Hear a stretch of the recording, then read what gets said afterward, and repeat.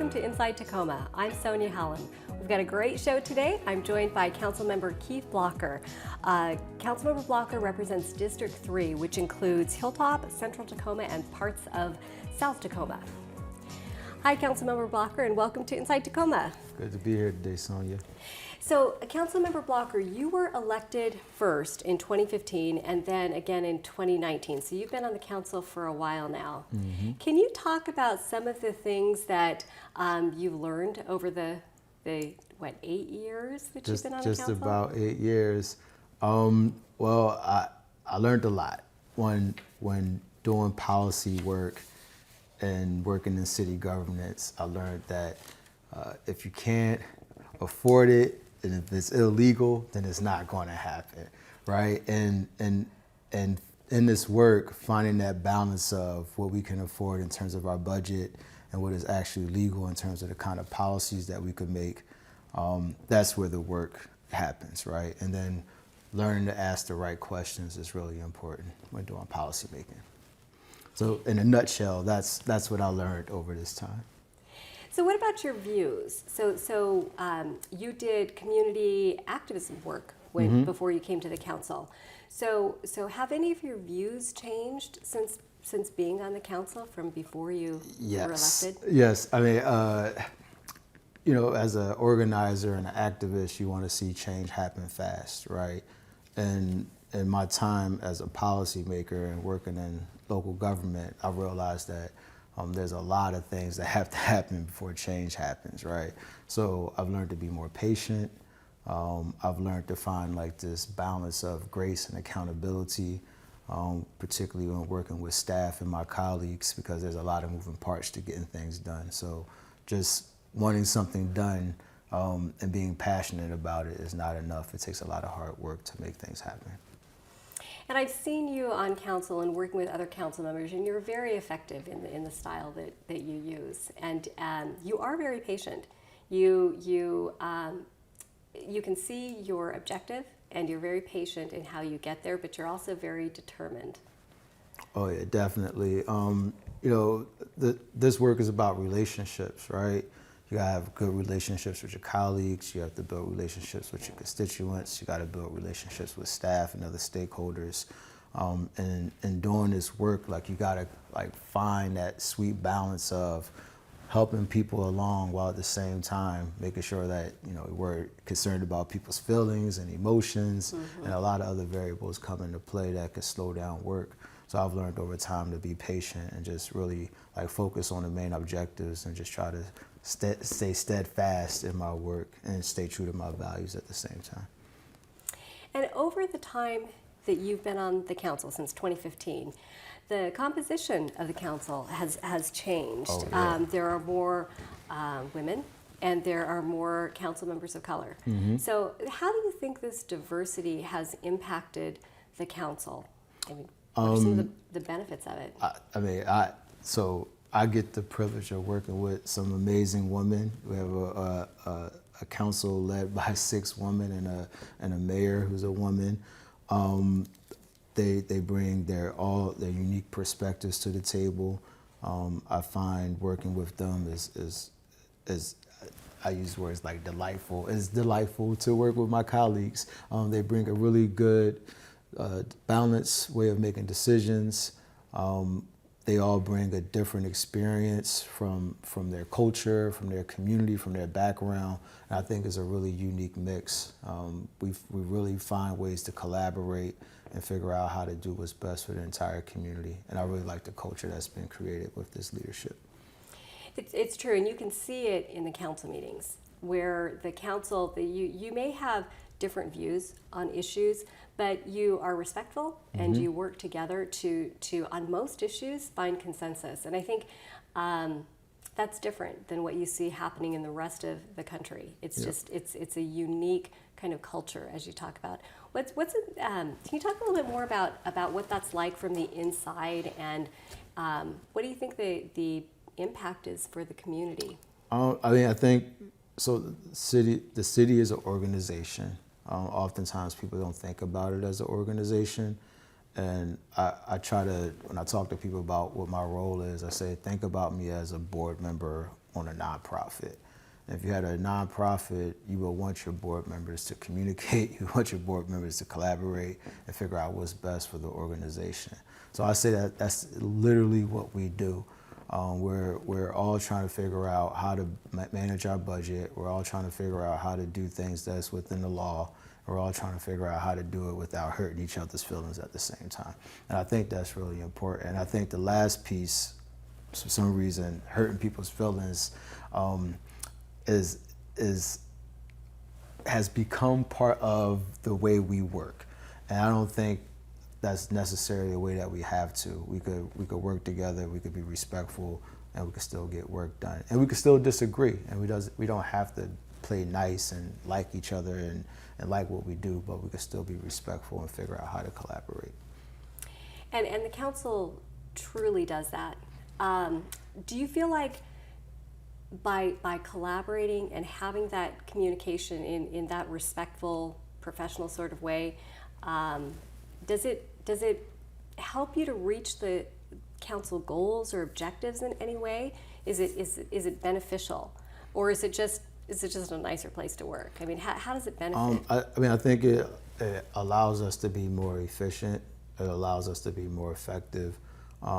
We create space for all of our voices to be heard, so we don't have to spend too much time with dealing with what people don't like or why people are angry. Because like we all have emotions, and we have to acknowledge people's emotions. But at the same time, I think the way we work together and our focus on like what are our values, what are the city's values, what are our priorities, and we say oftentimes if everything's a priority, then nothing's a priority. So we really got to figure out how we could collaborate with each other. And we have 8 council members and a mayor. We all have things that we're interested in. We all have things that we would like to do or see get done. And by communicating, we can find where those things overlap. And that's how we could become more efficient and figure out how we can narrow down our priorities, what's going to rise to the top, and what are the things that we could focus on that's best for our community. And you have you've been successful in achieving some of the priorities and things that are important to you. Mm-hmm. Over the time that you've been a council member, what are some of the things that you're most proud of accomplishing? So we were able to codify racial equity in all of our work, in the city manager's work. So no matter who's our city manager or who's on our council, racial equity is going to be something that is going to be focused on and closing disparity gaps. So that's something that I've been privileged to be able to help move forward. We've also done a lot of great work in terms of equity in contracting, ensuring that small Black and minority-owned businesses and women-owned businesses are getting access to contracting in the city of Tacoma. We found that less than 10% of small businesses was getting contracts with the city of Tacoma. So we've been doing a better job engaging small business owners and really trying to figure out how we could be more accessible to marginalized communities. So those are 2 things that I'm really proud of. We were able to create a legal defense fund for individuals who are being held at the detention center. That's something that I think has helped a good amount of people.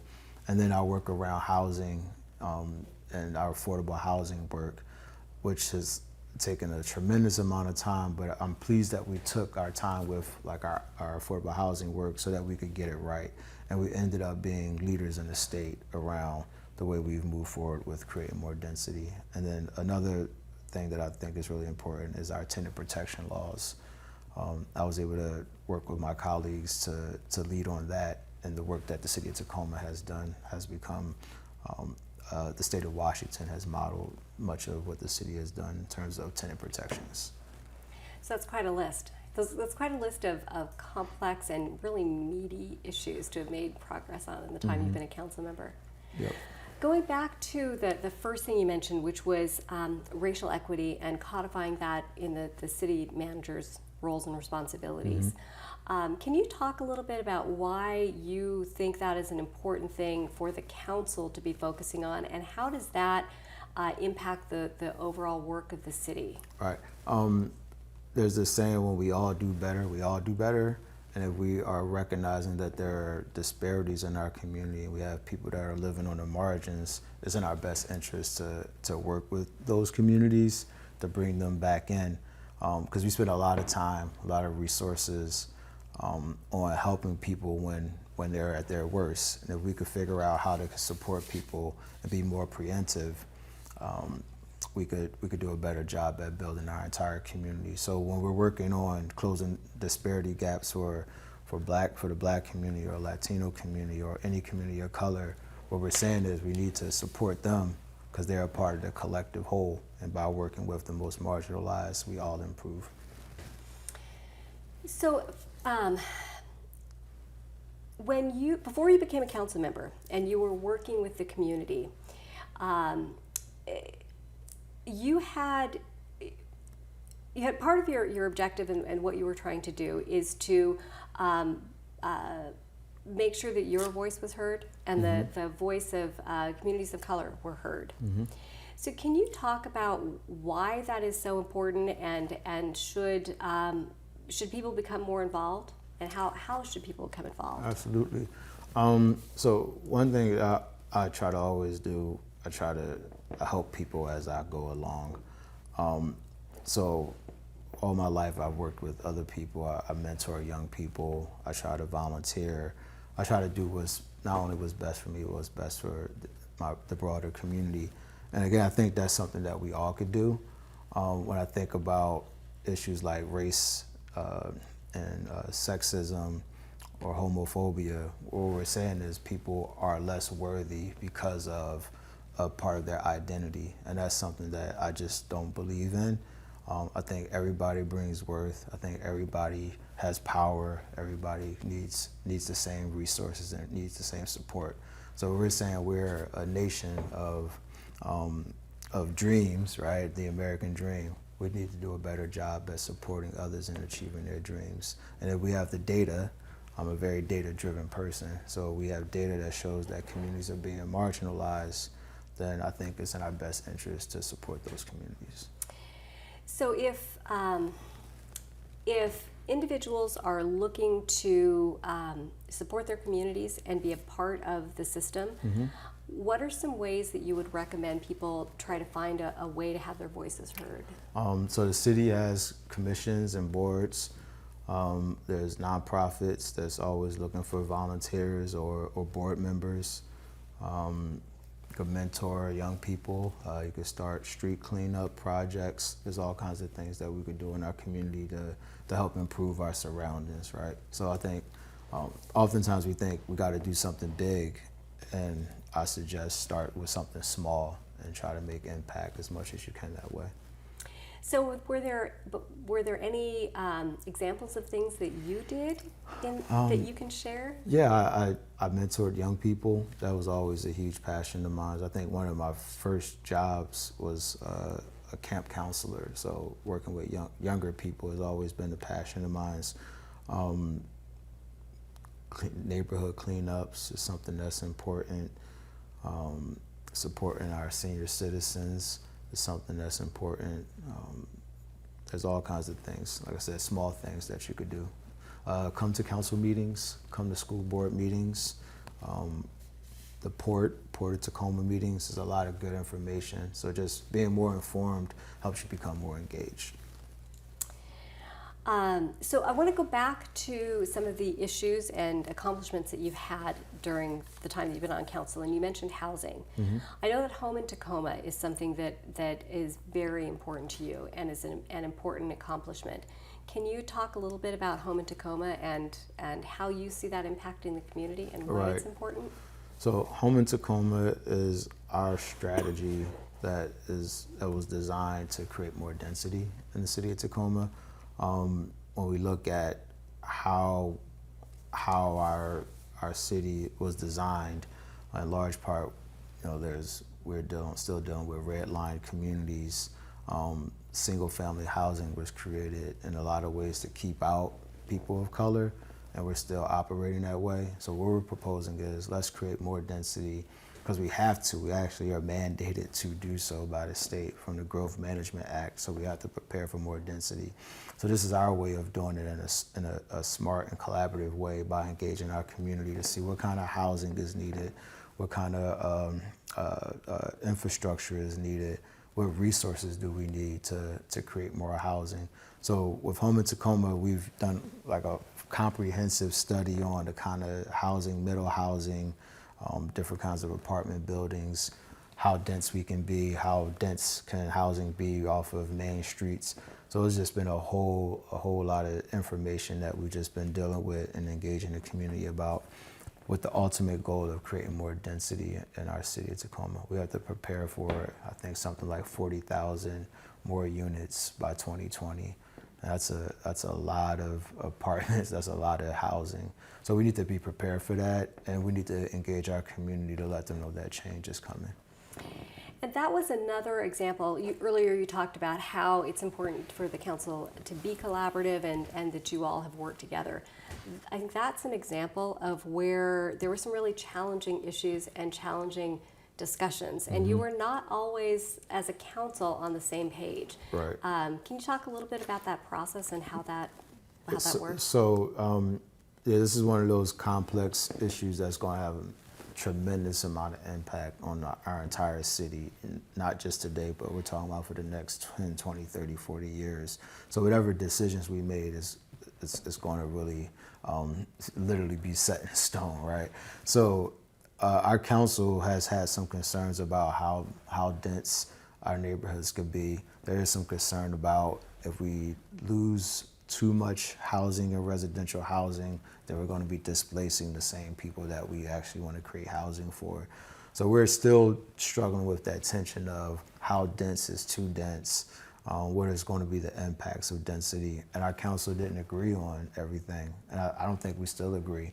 But again, by having a collaborative approach, by being real steadfast on what our goals and objectives are, oftentimes we are able to remove the emotions out of it, because when we look at the data and look at what we're trying to achieve, we could kind of figure out, okay, this is just my opinion, this is what I'm feeling, this is not necessarily how it should be, right?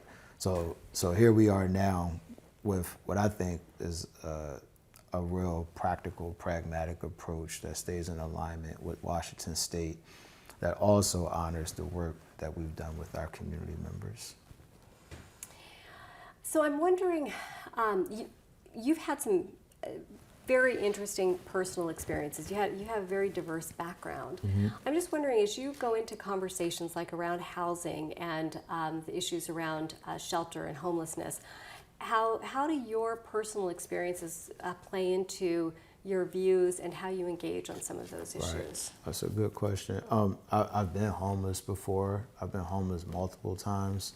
The first time I experienced homelessness when I was 7 years old, when my mother couldn't afford rent, so we had to live with relatives. So I did a lot of couch surfing as a teenager, and there was a point in time where I had to sleep in my car when I had no other place to go. So I understand like the struggles that people are facing every day. I understand people struggling with family members with addiction, people who struggle with family members with mental health conditions, and that's what we're seeing when we're looking at people on the streets. We're looking at people's family members who are struggling, and I always recognize that.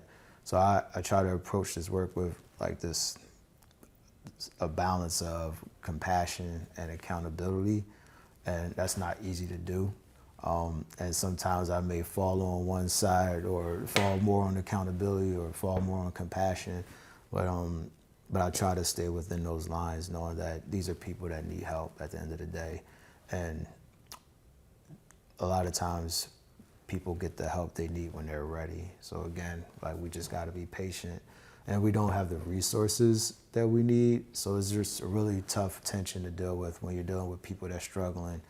And we want to see people do better, but right now we just don't have the adequate resources to support people the way they need. I think it's a real credit to you and how you engage in the way that you are able to to take your personal experiences and understand the complexities of issues, and then again the way that you've talked about engaging with council to be collaborative and see your end goal, and I think that's probably one of the reasons that makes you so effective. I'm wondering, have you had any issues that have been particularly hard for you? I guess, I mean, homelessness has probably been one of the biggest challenges. You know, there's times where I felt like we need more, like I say, more accountability, right? And now I think I'm leaning on towards we need more compassionate side. Why is that? Because there's this saying, if you give permission without provisions, then you didn't give permission, if that makes sense. And if we're asking people to do something and we're not paving the way, or we haven't created the space and opportunity for people to get the support that they need, then we're asking people to do something that's out of their reach. And I could see that every day. Like, we're asking people to do things that is more than likely out of their reach, because we don't have the resources to address all those concerns. And then there's the accountability piece where, you know, people obviously need to take care of themselves and do what they need to do for themselves, but we know that's not always the case. So how do we manage that with limited resources, without law that allows us to do certain things? So again, if it's not legal and we can't afford it, like, we're stuck. And then then you're just left to do what it is you're able to do. And finding that is challenging. Like, what can we do with what we have? As you are talking, it's the balance between accountability and helping people with the resources they need seem very similar to another issue around therapeutic courts. You also have an interest in that, and is there a similarity in the rationale there? Absolutely. I will hope with our therapeutic court that could be kind of the case study to create some accountability, right? What I envision with therapeutic court is making sure people have housing, making sure people have a clear pathway. If you're going to be a part of community court, it should be a clear pathway to whatever it is you're trying to. It should be a goal in line if you're a part of the community court system. And I think by doing that, we could study that, we could see what works, what doesn't work. But right now, it seems like we don't have a lot of structure to support the most vulnerable people. Thinking about mental health, drug addiction, and just chronic health conditions are the top three things that I think are barriers for people. And if we can't address those, then we can't address housing and other things that we want to do in our city. Which also leads into public safety issues as well. I mean, they're all really very connected. So do you see connections, and what are your thoughts on? Oh, yeah. I know you're leaving the council, but as they're looking for the future, where should they be looking? I mean, when I think about, and I think this is a connection, when I think about the 80s and 90s, there was an influx of resources for law enforcement to address gang violence and the war against drugs. And here we are, and our officers will tell you the biggest, and our community probably will tell you right now, is the biggest problem we're dealing with is people who are experiencing homelessness and the impacts of that. And so I say we need to invest more into everything we need to do to address that, similar to how we address the war against drugs, right? We need to come up with different strategies, because we certainly can't hire police officers, because that didn't work for the war on drugs, and that's not going to work for this situation. But we got to come up with more resources to support the most vulnerable people, or else we're going to continue to deal with the same problems. And again, as you're talking, there's so many similarities in the issues that you're talking about, and your approach is very consistent in how you're seeing these. What would you like to see the council prioritize it, or before your term is up, what do you want to focus on? I mean, I think we're doing all the good work, right? I don't it's hard for me to say if we were just doing this, because if we could just do one or two more things, we would already be doing it. So I'm just challenged by suggesting other things because we're all actively trying to figure it out. But yeah, I think just continue to do the work that we're doing with Home in Tacoma, our therapeutic court program. I really would like to see that get built out, and then continue to invest in homelessness services. I really like our work we're doing around hiring not just more police officers, but officers that are going to be able to engage community members, community officers. So we're investing in that. So I see a lot of good things happening. We've invested in a lot of good things. So change is coming. It's just, again, it takes time. And again, it circles back to how we started the conversation about the community and the engagement and the importance of community involvement. Are there any suggestions or thoughts that you can share with people, again, who are looking to become involved or who want to share their views? Because the city is always wanting to engage and get community input. How do they go to the neighborhood community meetings, or what are some thoughts? How do people do that? Neighborhood council meetings. Every neighborhood has a different neighborhood council. And then Tuesday nights, could come to the city council, or you could join a city council call through Zoom. We also have our committee meetings. Some committee meetings are on Thursdays or Tuesdays. So there's a lot of different ways that people get involved. You can reach out to your council members through email or set up appointments, but we're available. Wonderful to talk with you. I know this is the end of your term, and probably the last chance I'll have to get to interview you on Inside Tacoma. So thank you so much for joining us today. Thank you, Sonia. Appreciate it. And thank you for joining me on Inside Tacoma. I'm Sonia Hall, and we'll see you next time.